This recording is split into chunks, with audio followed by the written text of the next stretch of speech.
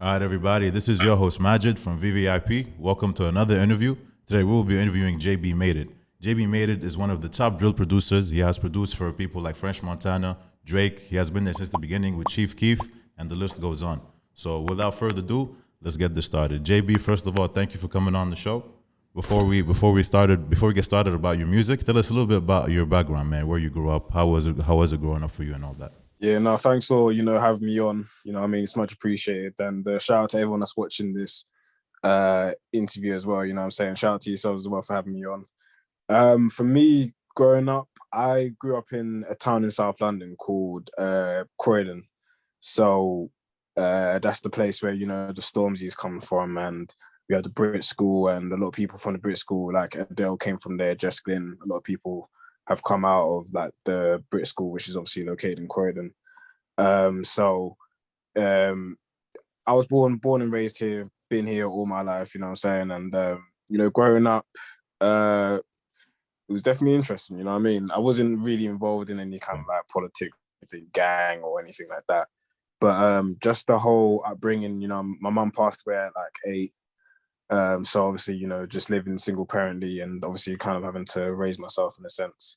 It was definitely intriguing. You kind of learned a lot of lessons, but thank God I had a lot of good people around me and good foundations, and obviously a dad that works hard. So I turned out all right. It was very much it was very much calm. You know what I'm saying? It wasn't too terrible in a sense.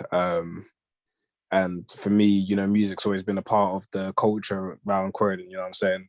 Like we're a very talented borough, so it's always been about music. It's always been cool, and I can't say that I've had like a crazy upbringing in sense of like I'm quite blessed by God. That He's going to give me a peaceful outcome. You know what I'm saying? Most definitely, most definitely. And you mentioned that your area you came from, a lot of people such as Stormzy and other artists came from the area as well. Would you say there's anything special about the area that kind of, breeded all these different creatives that came out? To be honest, bro, we Croydon speaks for itself. We're very talented. You know what I'm saying? So Yeah. there's a lot of talented people that's in within our borough, and what makes us special is that we're just the best town in the whole of London, really. You know what I'm Okay, saying? okay. Like, I Talk mean, that stuff, man. honestly, man. You know what I mean? Everyone's gonna say this, whatever, but I'm a Croydon patriot. I'll always be like, I'm always be on that. You know what I'm saying? I'm always gonna have to show up for Croydon personally. You know what I mean? For sure, for sure. That's great. And I want to ask, how did you eventually get into music, man? For music, literally, I was always doing music from before. You know what I mean? I was a church drummer, so I always played the drum kit at church since like the age of like 8. And it's not until one of my boys, we was in like physical education, so people, I don't know what people call it outside of PE, like like when you're doing sports and you're having to you're doing sports in school and whatnot. And it was funny because he always just we were always cool, you know what I'm saying? But he just came up to me one day saying, "Rah, like, bro, I just want to make a track, I just want to make like anything." And he's never recorded before. I've never made a beat before or recorded.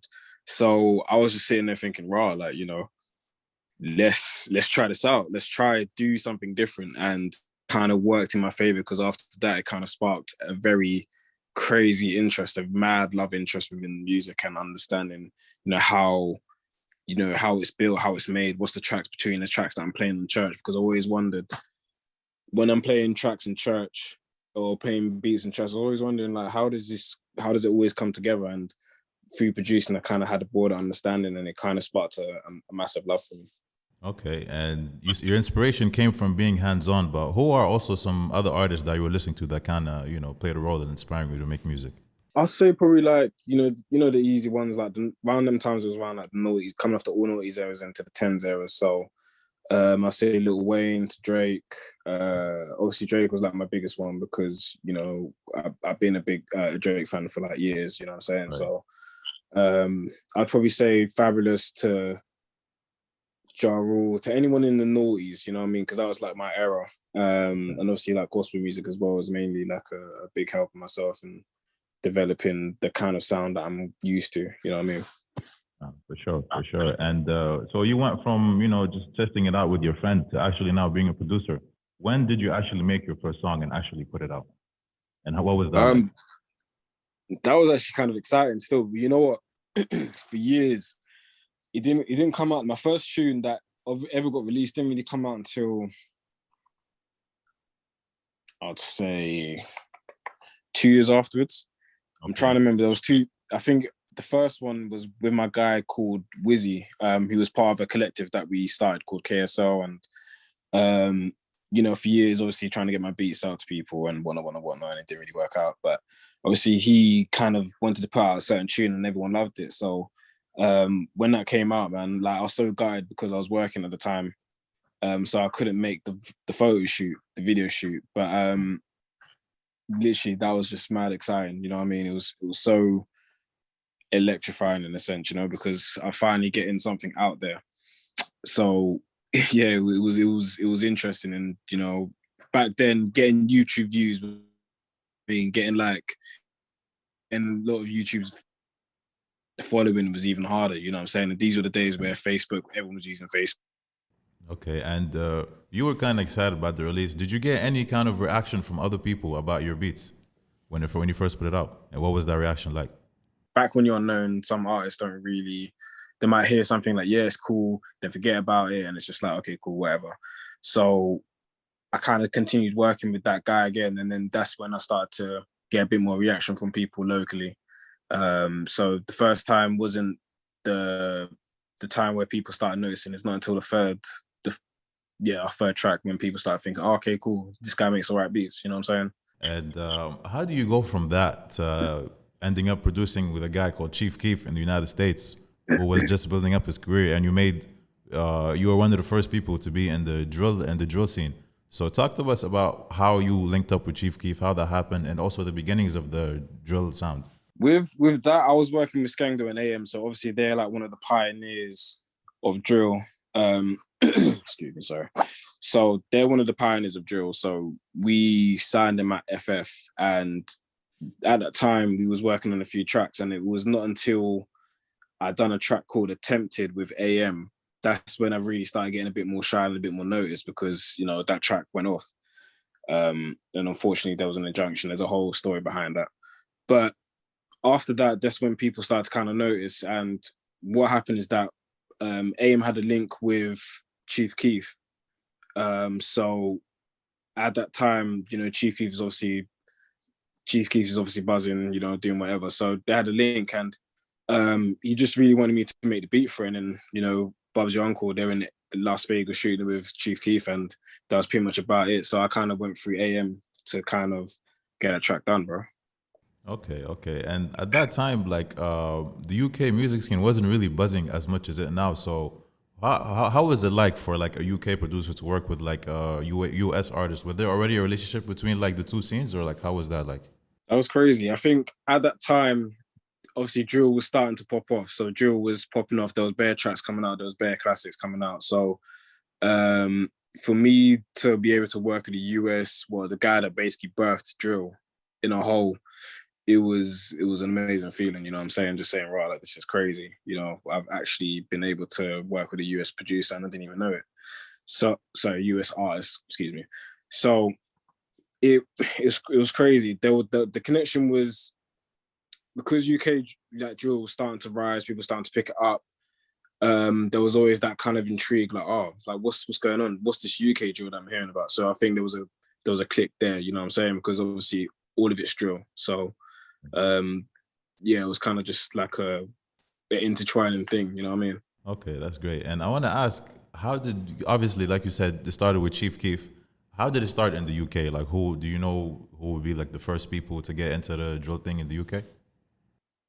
I'd say it's definitely Brixton. So Brixton is another town in South London. So you're going from your 6.7s to 4.10s to 150 lot.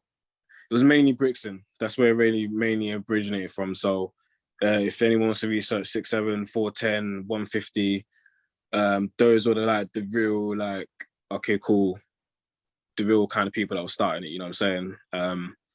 And yeah, that's really where it kind of started birthing from the UK scene. And now I want to jump to the year 2019, where you got your first number 20 hit. You had your first number one hit on the UK charts, which was "Demons" with Drake and Fabio Foreign.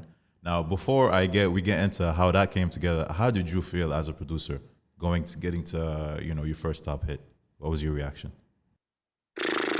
I mean, it was mad. It was crazy. It was actually very. It's hard to describe it. You know what I mean? It's kind of surreal at the same time. And at that time, 2019, obviously with the Headie thing, like that one I slaved for. I was in the studio 3 days, 4 days trying to get the stuff to him. You know what I mean? Like just slaving away. And for it to hit like a top 20, I was like, right, like swear down, this is exciting. I was like, whatever. But then obviously to get a number one in 2020 was it was surreal, to be honest, bro. I'll be honest. It was a surreal feeling. You can't really describe that feeling of when you first hit a number one. You know what I mean? Sure, I'm And sure. yeah, literally, it was one of them crazy ones. And at the time, it was I enjoyed it a lot, but I was always obviously feeling like, okay, cool. If I got a UK number one, I need to kind of try get to the same thing. So there's pressure on that side, but everything just felt surreal. You know what I mean? You wouldn't believe it in Corona, the whole coronavirus, that you get a number one. So it Right, was right. crazy. Yeah, nah, that year was a win for you for sure. Literally. And you mentioned Headie one, and you mentioned like how hard you had to work to get with him. So could you just tell us about that story real quick? I think that's something that would be valuable for many producers out there that want to make it. How was your story getting together with Headie one? What was it like trying to get to him and trying to get that record out? So they were doing some sessions at a studio that I work at as well. So um someone gave me the heads up. I was like, okay, cool. Headie one, this could be like something that's great. So I was sitting there every day, just working, seeing if he's there, trying to get some beats across, try to send it to the engineer, cool, didn't really work. So kept working again, um, went there a second time. I went there a second time and actually played it for him in person. And he loved the beat. I was like, bro, this is crazy. This is lit. So I got one, you know what I mean? Like it took me about like I think I didn't sleep for about a good 24, 36 hours. That I remember that weekend. I was not even weekend. It was from I think it was from Monday to, or was it Tuesday? Yeah, I didn't sleep at all. You know what I'm saying? I was Wow. just working. Got home, zombified, came back to the studio, working. Managed to get that in, so he liked it. And then I got a second one with him a couple of days after, because I was still trying to see what else I can get with him. Again, still doing a slave ship, not sleeping for a good like 24 hours again. I get to the studio, and there's a lot of people there, and LD, who's one of the guys who helped Fan Drill in the UK, they were there as well, and they were flicking through some beats. And I remember I linked up with one of my boys called Gotcha, and I just literally played the beat for them, and they loved it. That's like, yeah, like this is some real drill, bro. Like, yeah, this is what I'm on. And then the Bob's your uncle, you get the contract, and you see that's actually gonna get released. So yeah, it was a slave ship, bro. Like, I think over that period I already slept, like over that week, I already slept about, I think one or two of the days I slept properly, but the rest of them was just like working. Wow. And that resulted in like a top 20 hit. Yeah, There you go. literally. That's what you get when you're resilient, right? Literally, bro. Like sometimes you got a slave ship sometimes, man. Honestly, Definitely. really. No, definitely. And then we're gonna get to the next, I could say, highlight of your career, which is Demons by Drake. How did that come together? Yeah. And what was it like working The with deep. Drake and Favi? So with the with that, literally it was one of the ones where I was doing some sessions out in New York, because one of my publishers wanted to do some sessions out there, and it was like through the week we was lining up a lot of like sessions, this session with this person, this one with this one, this one with this one. You know what I'm saying? So guys like my guy Snubs, shout out to Snubs as well, and the Harlem people as well. They were really like, they really took us in. And there was a few people as well, like Vok with the 22 Gs, a lot of people. So was doing a couple of sessions out there, and on I think it was the last day,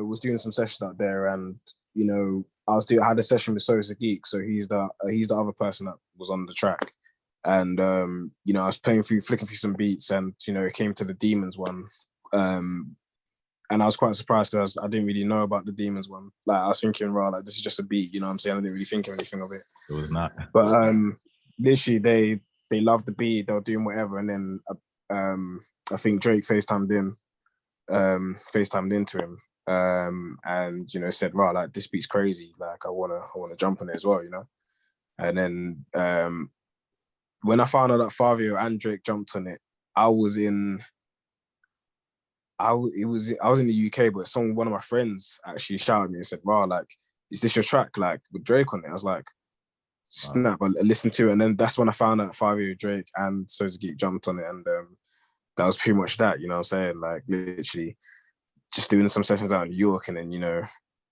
like sporadically somehow Drake ended up on a FaceTime, and that's really how it kind of went. There was no like real like mad connection. I didn't even meet Fabio until the second time I went out to New York. But yeah, that was literally it, bro. Like that's amazing. Like, you mentioned in the beginning how Drake was one of your inspirations, and then out of nowhere he hops on your track. How'd that make you feel? No, bro. Like again, that was surreal, man. I feel like definitely top highlights of my life. You know what I mean? Like, yeah. Literally, it was crazy. You know what I'm saying? From like the guy that's your most favorite artist to actually having a track with him and actually saying, "Well, I've actually produced with this guy." And Drake's one like probably the biggest artist for me in the 2010s era. You know what I'm saying? Like he completely bodied that whole era. You know what I'm saying? And for me to be able to get a track with him was an amazing thing. And it's just one of them ones where you can't really describe it. I can't really describe it, bro. It's absolutely crazy. Yeah, for sure. And now in the UK scene, there's a lot of new faces, a lot of young people that are on fire right now. One of them being Central Cee. He just dropped a project doing big numbers, and you actually produced Fraud on his project. So tell us about that and how that came together. Yeah, so I was, with Central Cee, one guy called Mally, shout out to Mally as well. He just kind of like hooked me up. Like we met in the studio one time, and he kind of hooked up the session, and I produced it with two of my other guys. So they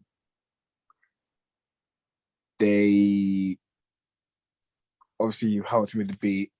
Obviously went there, and I just played it to him, and he was just pretty cool. He was pretty alright, He was a pretty cool dude, you know what I'm saying? Played through a couple of beats and just like that one. And that was pretty much about it, you know what I'm saying? It wasn't anything crazy. Just like a hookup, got in a session, like the beat, boom, boom, boom. And then that was pretty much that.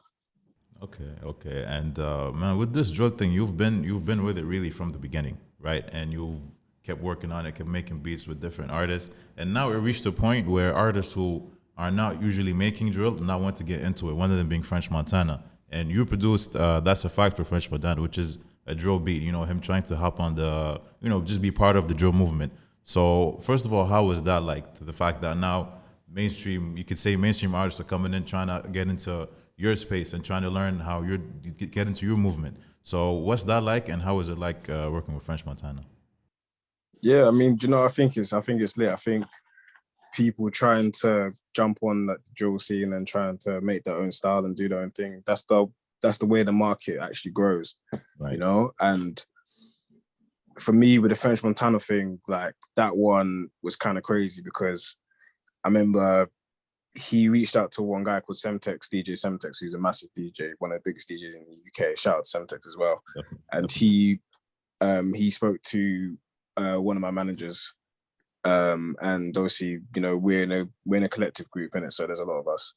And he just said, "Okay, cool." French Montana's looking for beats, and I remember that day again. I was just slave shipping away. I think I barely slept. I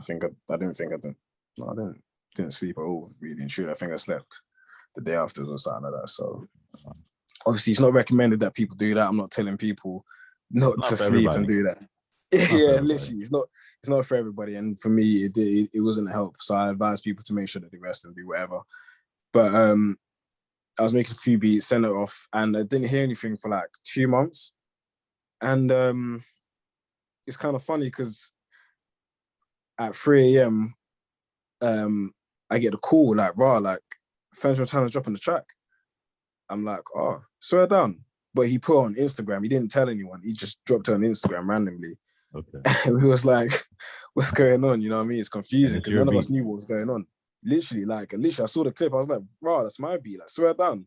And obviously, yeah, like a few days later, we had some talks and then we kind of got it sorted. But it was lit because, you know, he's a cool guy. Followed me on Instagram, you know, even until now. Sometimes we even message back and forth, and he's been pretty cool. And he's been supporting the UK scene for years. So it was an amazing feeling. That's dope. And that leads me to a quick question. You know, you being a producer, I want to ask, like, how does it work? So, do you always link up with an artist and then make a beat tailored for the artist, or do you just go to the studio, make a bunch of beats, and then people will go and distribute it and show it to different artists? Like, how does it work? It works all kind of ways, bro. You know what I'm saying? It works differently. Sometimes you can send a beat to someone, they like it, they're like, okay, cool, this is the one. Um, so that works if someone's like abroad, or you know, you might know someone that might be able to play it to them. So if I know an A&R, I might send a pack to the A&R, A&R plays it for them, and that's where it is.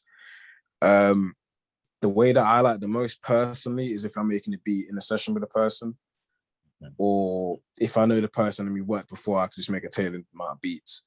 It's always kind of questionable when you're sending things via like email and whatnot, because you don't know what the person likes, but Right.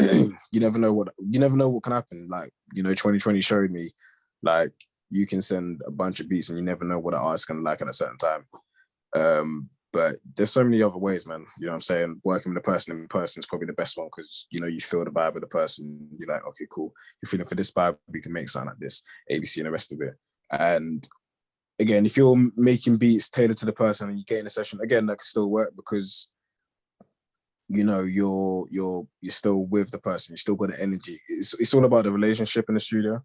That's the main thing. Because once you get in the studio and they know who you are, they're more likely to be like, oh, do you know, I'll work with this person again because this person was cool. I like the vibe. They like this. But if you're sending things via email, you don't know what the person is. You know what I'm saying? You don't know what it is. The A&R may know you, but the artist don't really know who you are. So for me, it's always about being in the studio, being in a creative space, making sure that, you know, okay, cool, this is done, this is lit. What's the vibe? Can we change this? ABC and the rest of it. So it works all kind of ways, but my favorite is always working with the artists in the studio. That's true. When the energy with the producer and the artist clicks, it comes off on the track, you know, more than just something that's randomly Literally. made. Yeah. Nah, literally, bro. Like there's a new sense of life there. You know what I'm saying? Because you're like, "Wow, like, this is sick." They're like, "Yeah, no, this is cold, bro." And you start forming that relationship. Like the music game is all about relationship, you know. So Okay. once you have a relationship with a person, it's likely they'll be able to be like, "Oh, I know this person. Like, cool, I rock with this person. Let me get him on his next track." Especially if the track puts off, because if the track puts off and you got a relationship, then you basically formed a partnership there. So that's always the best thing. Definitely, definitely. And JB, you've been grinding. You're still grinding. So I want to ask you about your upcoming release. Tell us about that. My next release will be Dino. I think he's got a tape coming out, so I've got 2 tracks on that. And then all the other releases, man, you're gonna have to just wait and see. But I don't. I We'll stay bet tuned. I really like talking about releases, man, because when it comes to that, it's just like you never know what will happen. So once it's out or once it's confirmed or once you see a contract, then you can talk about it. But I don't even like talking about it because I'd rather people. If you're interested, you will see it. All right. If you want to follow me up, you will see it. You know what I'm saying? But I can confirm, obviously, my next release will be Dino State, which is on the 14th. Okay. No, definitely. That makes sense. That makes sense for sure. We'll stay tuned. And Yeah, yeah. now I want to ask more about the UK hip hop slash music scene as a whole. Obviously, now it's on top of the world with different genres. There's the drill, there's the grime, there's the Afro, you know, the African music movement and all that. So I want to ask you, where do you see the UK hip hop scene going in the next 10 years? Honestly, I don't even know because you know what? Nobody foresaw drill and how much of an impact it would make. So I actually don't know. I really don't know. I know we're so diverse with what we do. So there's, you know, drills all turn into more than um just drill. Now it's like R&B drill to like melodic drill to this, to that, the list goes on. So drill is ever evolving. And obviously we've been diverse with like bashment to Afro beats to who knows. There's so much that goes on, you know what I'm saying? So honestly, bro, I couldn't predict it. I can't predict it. I'm just kind of excited just to, you know, be a part of the UK scene in itself and, you know, making a legacy in that as well. But honestly, bro, I couldn't tell you. Definitely.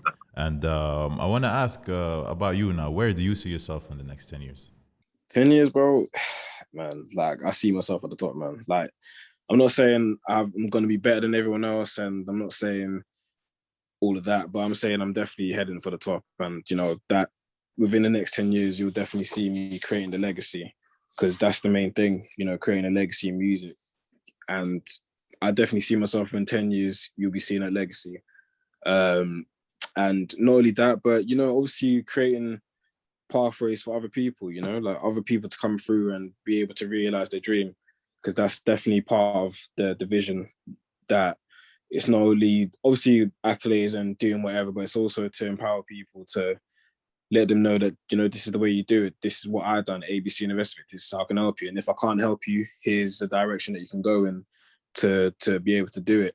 And I just want people to be able to learn from the story that, you know, the underdog always comes up on top, you know, because for me, I wasn't into drill, you know what I'm saying? I got introduced to drill for someone else, and then I kind of jumped on it, and then, you know, things happened. And if that can happen for someone like me who I wasn't delved into drill, I wasn't into the mad politics. If that can happen for me, then that means that, you know, there's so many opportunities for everyone to do. It's just about, you know, God's timing. So I want to be able to help, not only that, but, you know, give back in a sense of like legacy. So in 10 years, bro, definitely at the top, creating a legacy, and obviously empowering people to be able to create their own legacies in music. Definitely. And speaking of, you know, empowering other people to create a legacy in music, what advice would you have for other producers out there who want to make it? Honestly, hard work, dedication, and consistency and persistency. Like, you know, if you have hard work and persistency, you always find a way to be able to do something for yourself. You know, there's no right way to do it. There's no guidebook on like, oh yeah, you need to do this and this is what's going to happen. There's no guidebook. And I found that out early on in my career. Like, there is no guidebook. No matter how much you can sit there, listen to YouTube videos about people saying, okay, cool, do this, do that, do that. There isn't no handbook. It happens, you know what I'm saying? Sometimes for people, you might have to rework yourself. You might have to change your genre and say, okay, cool. If this isn't working for me, what else can I do? Can I reach out to this person? Can I do that? Like, it's all about, like, being a producer is a 365 job, you know? It's obviously make yourself relevant, make it like, so when I mean relevant, is obviously making sure that you're engaging with people, and obviously gaining a hardcore fan base that like you for you.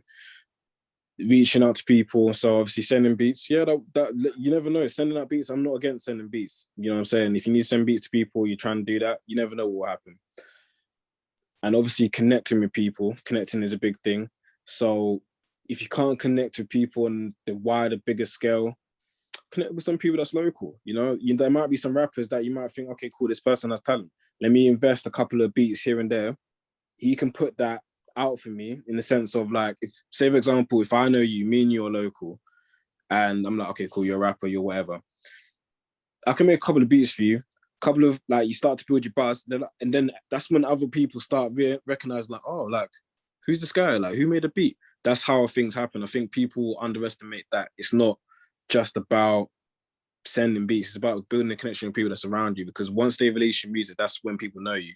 People don't know you from just like YouTube beats or whatever. People know you from the work that you've done. You know what I'm saying? So why not connect with people to get your work out there that's there? You know what I'm saying? So even if they're local, even if they're not popping or whatever, you know, kind of invest a couple of things there, because you never know who would actually listen to that and say, bro, like, it's cold, like, let me get some of this. And the best thing is, you never know if that person's going to blow up, because you can make a track, that person blows up, and they're going to be like, raw, this is the guy that made my beats. This is my main guy right here. Right. So it's about being able to connect locally, and just kind of just connect with people that, you know, that's, I'm not saying that's like that's on like the right path or on your level, in the sense of like, okay, if I know that if I've worked with someone that hasn't really released a song before or whatever, we're on the same level, then you kind of level yourself up. Okay, cool, I've got like 200K, now I can start working with people that's on that level or more or whatever, you know? So there's that. And really just trying to build a brand, you know what I'm saying? Producers need to build their brand, because we are entities, you know what I'm saying? We're just as important as singers and rappers and artists and whatnot. We're just as important, because without the beat, they're singing to a cappella, they're rapping to a cappella, they're just doing poetry. You know what I'm saying? So we're just as important. So we need to build our brand. And I say that for myself personally, because I'm really bad with social media. Honestly, I'm terrible with it. But it's about getting there and learning and understanding, like, okay, cool, this is how you build your brand, this is how you make my name stand out. Because once your name stands out, that's when people start coming in, like, you know what I mean? They start coming in because they know you, they know your brand, they know this, you know what I'm saying? So why not make yourself a brand, you know what I mean? And really and truly, last piece of advice is just be consistent and be persistent with it, you know? You only lose if you give up. That's a fact, you know? Even if you're doing it for 10, 20 years, it might have taken 10, 20 years for you to really to get the characteristics so that when you blow, you don't do something stupid like go and get like 20 girls a bloody car or something like that. You know what I'm saying? Like, I'm just over exaggerating, but it's about the character building within that stage. And again, all these stuff that I'm saying, I'm still saying it for myself, because, you know, again, I have my own struggles. I have my own struggles with being patient and whatnot. But now I'm starting to realize, look, things happen for a reason. Things happen to build your character, and then when things pop off, you've already been through how many years or whatever.